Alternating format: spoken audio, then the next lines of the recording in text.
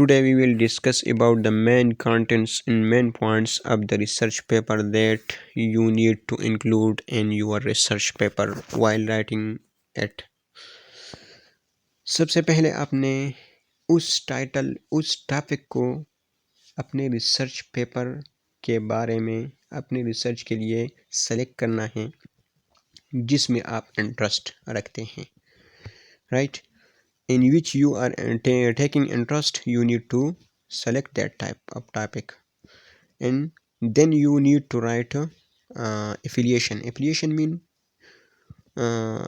you need to write your name, and if some other persons or students or authorities are including in your research paper, then you should to write their names as well, right?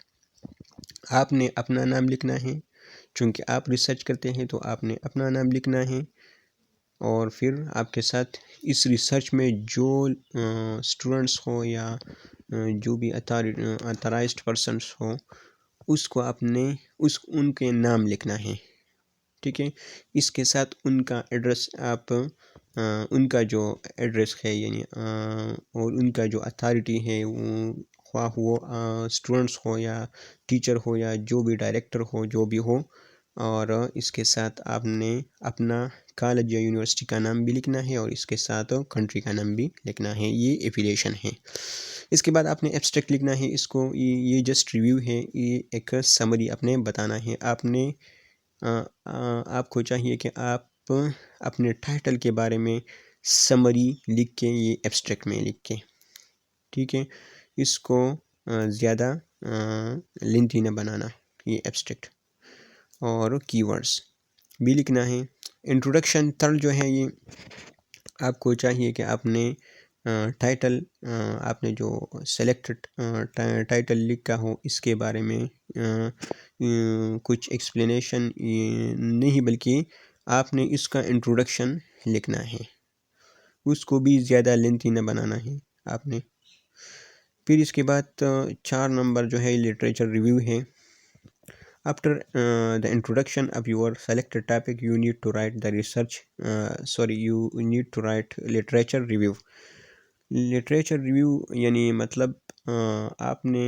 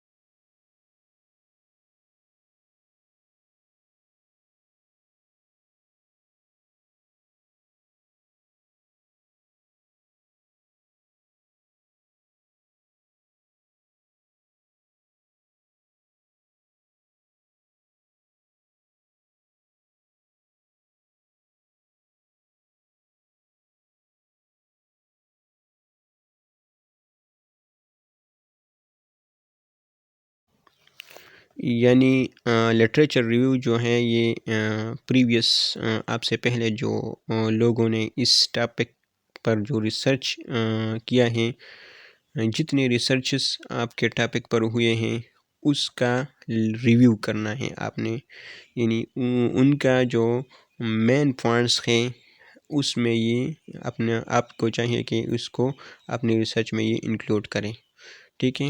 Suppose میں آپ کو example دیتا ہوں کہ آپ نے research topic environmental pollution پر select کیا ہے، تو اس انوائرمنٹل پولوشن ٹاپک پر جتنے ریسرچ کیے گئے ہیں، جتنے ریسرچ پیپر لکھ کے گئے ہیں، جن لوگوں نے لکھے ہیں، ان تمام ریسرچ پیپر کو آپ کو چاہیے کہ ان کے تمام ریسرچ پیپر آپ اسٹڈی کریں اور ان سے مین آئیڈیاز، مین پوائنٹس اور مین انہوں نے جو ریزلٹس obtain کیا ہے، جتنے خامی، جتنے کمیاں اس میں آئی ہیں اور جس لمٹ تک وہ پہنچ گئے ہیں، ان کو آپ نے ریویو کرنا ہے. ٹھیک ہے. پھر اس کے بعد میتھڈالوجی اور ایکسپیریمنٹیشنس آپ کو چاہیے کہ اپنے ٹاپک پر کریں، اور اس کے ساتھ ساتھ after experimentation you need to come out the result. آپ نے رزلٹس اور نتیجہ اخذ کرنا ہے آفٹر ایکسپیریمنٹیشنس ان میتھڈالوجی. ٹھیک ہے. اور ڈسکشن بھی کرنی چاہیے اپنے. لاسٹ میں جو کنکلوژن آپ کو نکلا اس کو بھی، ریزلٹس اور ان کنکلوژن بھی آپ نے سمپل ورڈز میں لکھنا ہے کہ آپ نے اس ریسرچ ٹاپک پر ایکسپیریمنٹیشن کے بعد کیا اخذ کیا، کیا نتیجہ نکلا. ٹھیک ہے. اور لاسٹ میں ریفرنسز جو ہے یہ آپ نے اس کا حوالہ، مطلب اس ریسرچ ٹاپک کے لیے آپ نے کتنے بکس اسٹڈی کیے ہیں ان کا حوالہ آپ نے لکھنا ہے، اور ان کا جو والیوم ہے، ان بکس کا جو